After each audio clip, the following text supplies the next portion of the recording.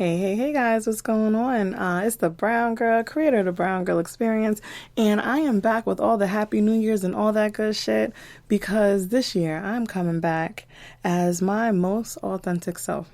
Okay, so let's get into it. Can we talk? Can I be honest with you? Can I be transparent for just a moment? When I started the Brown Girl Experience, I started the Brown Girl Experience as a way to tell stories from a black female point of view. That was it.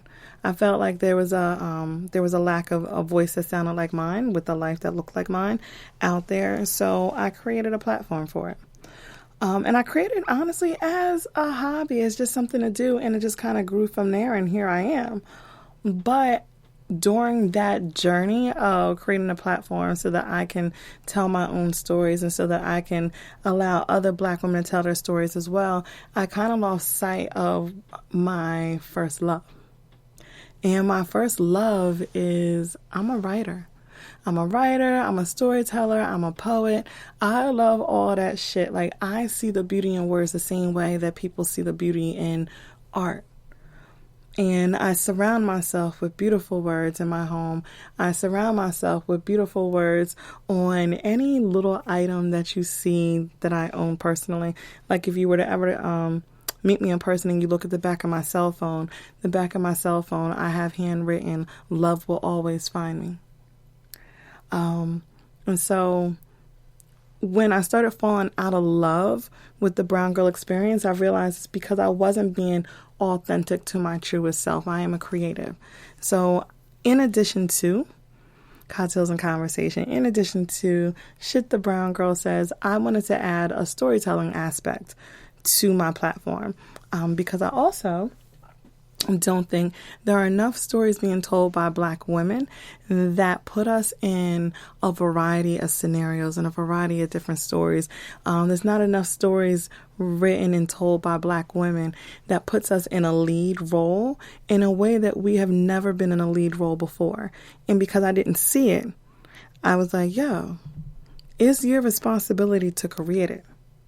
So I love everything about telling a story, from developing my characters to thinking about the shit that they're going to have to go through in order to grow.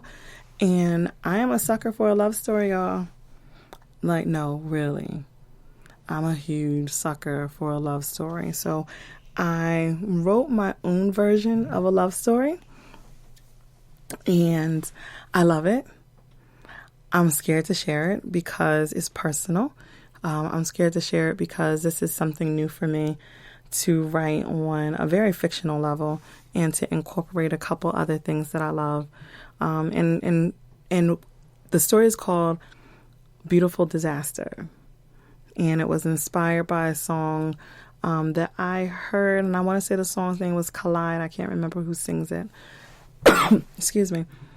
But the story itself is about life. You know, life and love can be complicated sometimes, and it requires us to make very difficult decisions in order to move towards the direction of happiness, especially if the only life that we know is in the way of the life that we desire. And so that's the story that I'm going to tell. And this is the first chapter of the book that I am working on. So this is a work in progress. The book's name is Beautiful Disaster, and this is chapter 1, Second Guess, Ravyn's Tale. A middle-aged black woman steps out of her silver BMW, dressed casually in a pair of jeans and a t-shirt. She walks up her driveway towards an impressive mini mansion. She notices there's loud music coming from inside. She stops. She carefully looks around for familiar cars that she may not have noticed when she first pulled in the driveway. When she doesn't see any, she reaches into her Hermes purse, pulling out her Smith & Wesson 9mm that her husband insisted she carries for protection. That's when the door suddenly opens and she's greeted by a very surprised younger black woman. Holding a bag of garbage, she recognizes the woman immediately and drops the gun back in her purse, offering a welcoming smile to her startled housekeeper. "Oh, Miss Camille, you scared me. I didn't even hear you pull up. Well, baby, you had that music blasting. I'm surprised you could hear anything. Oh, I'm so sorry. I hope I didn't disturb the neighbors. I got in a cleaning zone. But tell you what, let me drop this garbage off in the garage and I will turn the music down. Camille's suspicions resurfaced. Something didn't feel right, and she glanced around again looking for her housekeeper's car. When she didn't see it, she placed her hand back in her bag before she asked another question. I thought today was your day off. It was. You asked me to come in and clean up before your husband's party tonight, and I'm glad you did because, my car is back in the shop, and this OT was right on time because these Ubers are starting to add up. Camille relaxed again. Shit. I completely forgot. Planning this party is messing with my memory. Thank you for coming in on your day off. I really appreciate it. Wait, did you say you took an Uber here? Yeah, I didn't want to call out last minute and leave you jammed up. Oh, well, honey, tell you what. If you help an old lady out and come back in the morning to clean up after this party, I will let you take my husband's truck home tonight. What do you say? Which truck?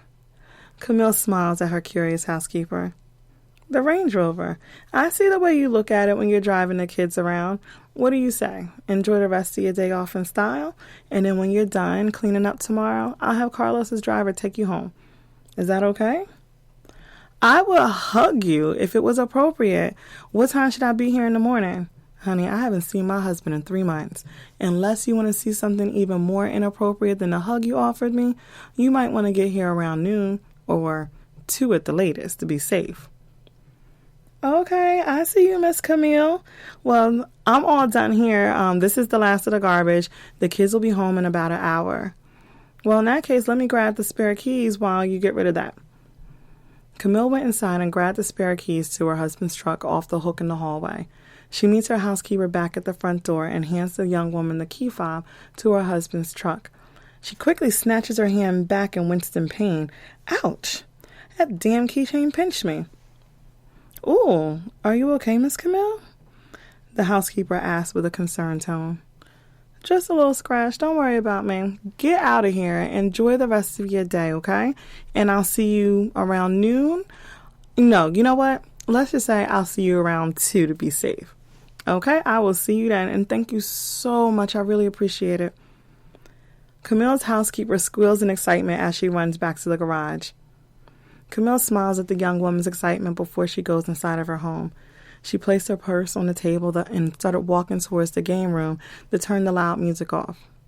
As soon as she walks in the room, she sees her 3 children unresponsive on the floor. She screams and runs towards them, and as she's shaking her first child, she grabs her own chest and falls to the floor. While gasping for breath, she sees a pair of blue and black Jordans stop in front of her. A woman's hand places a small bottle in her hand before walking away. Paralysis is starting to set in. It's getting harder for Camille to breathe, and just as she closes her eyes for the last time, she hears a familiar voice say, "It's done." A black Range Rover parks in front of the garage. A tall, voluptuous black woman steps out, dressed in all black, wearing a pair of blue and black Jordans. She walks in the garage and tosses her keys at a young woman sitting at the desk. "Hey, Bryn, what's going on?" "Hey, Ray, I didn't even hear you pull up. What you doing all the way out here?" "Unexpected call from a fucked up assignment. I need everything about this truck to disappear, as if it never existed. Reach out to Tommy. She can help you wipe the VIN from all the systems and erase any online presence of this beautiful, beautiful truck." "Got it. Now, do you need another car? Because I have a clean, tinted out Durango out back if you want." "Do you now?" "Well, I'll take it. Matter of fact, Bill popped for it because I'm not going to bring it back." And Ray giggles as she runs out to the shiny black truck. "Hey, real quick, I have to run. But when you talk to Tommy, let her know that I'm going to go decompress at the range and to call me if anything changes with lunch today." "All right, I sure will. Am I going to see you at Pops on Saturday?" "You sure will. I'll see you then." Ravyn hops in a Durango, adjusts the radio to sync her phone, and a short moment later, Naz's memory lane begins to blast through her speakers. She pulls a joint out of her purse and lights up before she pulls off. About 20 minutes later, Ravyn parks her car in front of a gun range. Her phone rings as she was getting out of the truck. "Hey, Tommy, I was just about to call you. Are we still good for lunch?" Like clockwork, the reservation was made for 4. They usually roll out around 7, so should I have the girls meet us this time? Yep. Today was my last day playing housekeeper, so it's the perfect day for everyone to quit. Thank God. This bartender shit is not my ministry, and I know Eb is ready to get out of that damn kitchen. So, what do we say, around 6? Yeah, early dinner, late lunch works for me. Anyway, I'm about to blow off some steam at the range for a bit, so I'll meet y'all for cocktails around 6. As Ravyn walks into the range, she notices a tall man, one that she could only describe as chocolate perfection. His smooth skin and shiny black beard. But it was the way he carried himself that piqued her interest. He had laser focus, but she could tell that he noticed her. Well, maybe not notice, but he was definitely aware of her presence, which only made him more interesting to her. So she did what any woman would do in that situation. She sat up at the station by him to make sure that he noticed her as well. Ravyn noticed that he was an excellent shot, so she didn't hold back at all. Each one of her shots were perfect, and as expected, he noticed. He waited until Ravyn started packing her things up before he spoke to her. "Oh, that's impressive," he says flirtatiously. When Ravyn turns around, she was met by his mysterious eyes, full, juicy lips that hid the most flirtatious smile that she's ever seen. He was sexier than expected. She could definitely see herself in the best kind of trouble with him. "Excuse me?" The man points at her target sheet before he repeats himself. "Oh, thank you. For a second, I thought she was being creepy." He laughs and looks at Ravyn with his intense eyes before he spoke again. In hindsight, I could see how that came out a little creepy. "I was just impressed with your shooting. Where did you learn to shoot like that?" "My pop taught me years ago so I could join the family business." "Oh, really? What kind of business is your family in that requires expert shooters?" "We're assassins," Ravyn says nonchalantly. This chocolate Adonis laughed, and for the first time in their exchange, he didn't look so intense. "So you kill bad guys for a living?" Ravyn lets a mischievous smile creep across her face. "Not exactly. I kill anyone if the price is right." "So you must be really good at what you do since you out here being all free and shit. Wait, should I be concerned that you're telling me all of this? Only if someone pays me to kill you. If they did, would you? You need to ask better questions." "Better questions?" "Yes. Do you really want to know if I'll kill you, or do you want to know if I'll go out to dinner with you tonight?" He was so taken aback by her boldness, yet strangely intrigued by her bravado. "Actually, I'm asking the right questions. I need to know if you would kill me before I take you out for drinks tonight." Ravyn smiles coyly. "I don't drink." "You have a bottle opener on your keychain. You drink." Ravyn looks at the keys on the table, then back at this cocky man who now has her complete attention. "Oh, you pay attention to details, huh? I bet it's how I make a living." "Interesting. And what is that you do, sir?" "I'll tell you over drinks tonight, sweetheart." Ravyn raised her eyebrow when he called her sweetheart, which caused him to immediately apologize and introduce himself. My bad. I'm sorry. I don't think I ever introduced myself. I'm Trey." "Nice to meet you, Trey." "Nice to meet you." He stretched out, waiting for Ravyn to give her name. Instead, she gives him a very flirty smile. "I'll tell you tonight over drinks. 7-ish, Bahama Breeze by the Cherry Hill Mall." "And what if I'm not available tonight?" Ravyn packs the rest of her things and begins to leave, stopping in front of him so close that she can smell his cologne. And for just a second, she closed her eyes and imagined his scent on her pillows and watched on her nightstand. She exhaled slowly before she got lost in the fantasy of his lips on her neck. Then you will live the rest of your life wondering if an assassin is going to come for you because she thought you stood her up. Ravyn gives her one last flirty smile before she leaves. Trey standing there with a curious smile on his face. Damn, that's some cocky shit right there, he says to himself as he watches this mysterious curvy woman walk out the door. And that is the end of chapter 1, y'all. I do apologize. I stumbled up on the words because I'm trying to hold back my coughs.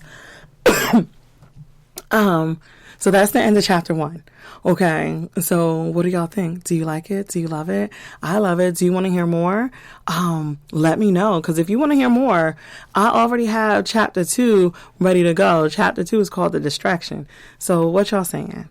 So hopefully this is something that you guys like, because I definitely want to tell more stories, tell different stories and get y'all used to it because, listen, I'm excited because in addition to my storytelling, I am going to have a Brown Girl Experience tour, and the tour is going to be called Don't Trust Her, She's Single Tour, where it is going to be a live show.